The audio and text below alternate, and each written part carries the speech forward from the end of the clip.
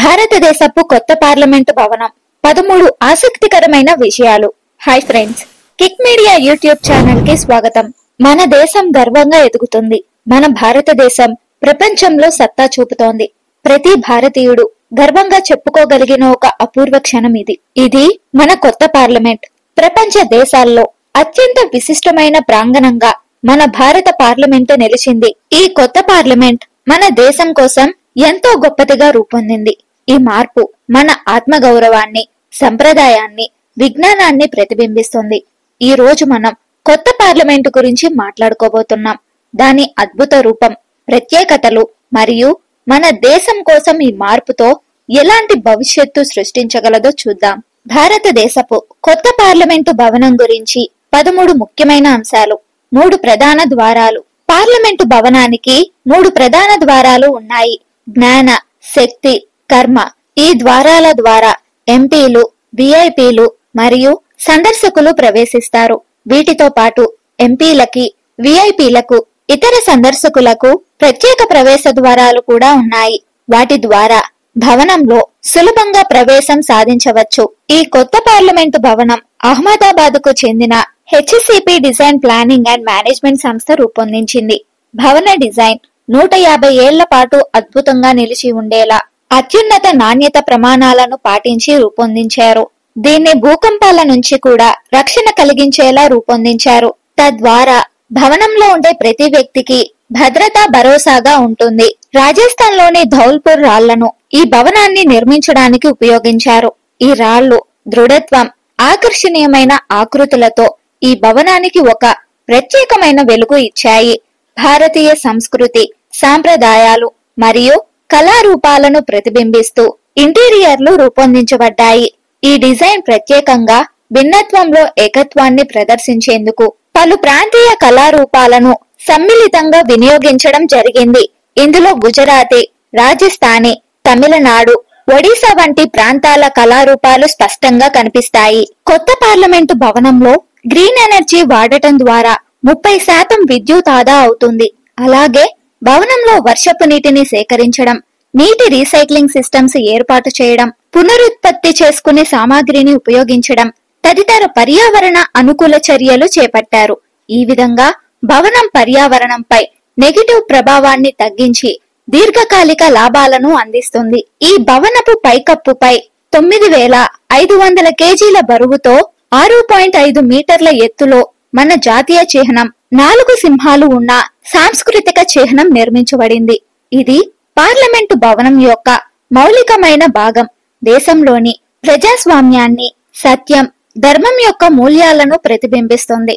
కొత్త పార్లమెంటు భవన నిర్మాణంలో 2000 మంది కార్మికులు ప్రత్యక్షంగా పాల్గొన్నారు మరియు 9000 మంది పరోక్షంగా పనిచేశారు. అలాగే 200 మంది కళాకారులు వివిధ రాష్ట్రాల నుండి ఈ నిర్మాణంలో భాగంగా పనిచేశారు. వారి కళలు, శిల్పకళ మరియు పనితీరు భవనానికి ప్రత్యేకమైన ఆకర్షణ ఇస్తున్నాయి. పార్లమెంటు ఆవరణలో 2 మర్రి చెట్లు నాటబడ్డాయి.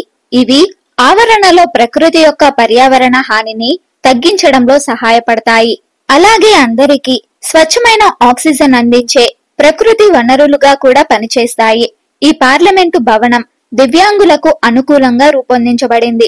ప్రతి ప్రవేశ ద్వారం, కారిడార్లు, బాత్రూంలు మరియు సీటు ఏర్పాటు అన్ని దివ్యాంగుల అవసరాలకు అనుగుణంగా డిజైన్ చేయబడ్డాయి. దివ్యాంగులు సులభంగా స్వేచ్ఛగా తిరగగలుగుతారు. ఈ భవనంలో భారతీయ శ్లోకాలు గోడలపై చెక్కబడ్డాయి. ఈ శ్లోకాలు భారతీయ తత్వశాస్త్రం, ధర్మ, సంస్కృతి, ప్రాధాన్యతలు మరియు దేశానుభవాన్ని ప్రతిబింబిస్తాయి. ఇవి ప్రతి సందర్శకునికి ఆధ్యాత్మికమైన అనుభూతిని కలిగిస్తాయి. 2023 సెప్టెంబర్ 19న కొత్త పార్లమెంటు భవనంలో ప్రత్యేక సమావేశాలు నిర్వహించేందుకు రెడీ అయ్యింది. ఈ సమావేశంలో భారతదేశపు రాజకీయ, ఆర్థిక మరియు సామాజిక భవిష్యత్తుకు సంబంధించిన కీలక చర్చలు జరగనున్నాయి. ఈ భవనంలో సాంకేతికంగా ఆధునికత మరియు పర్యావరణ స్నేహతపరమైన వసతులు అందుబాటులో ఉన్నాయి. దీనితో పార్లమెంటు భవనం గ్లోబల్ ప్రమాణాలకు తగినవై ఉత్పత్తి మరియు నిర్వహణ విధానాలను అనుసరిస్తుంది. కొత్త పార్లమెంటు భవనం ప్రఖ్యాత ఆర్కిటెక్చర్ రూపంలో రూపొందించబడింది.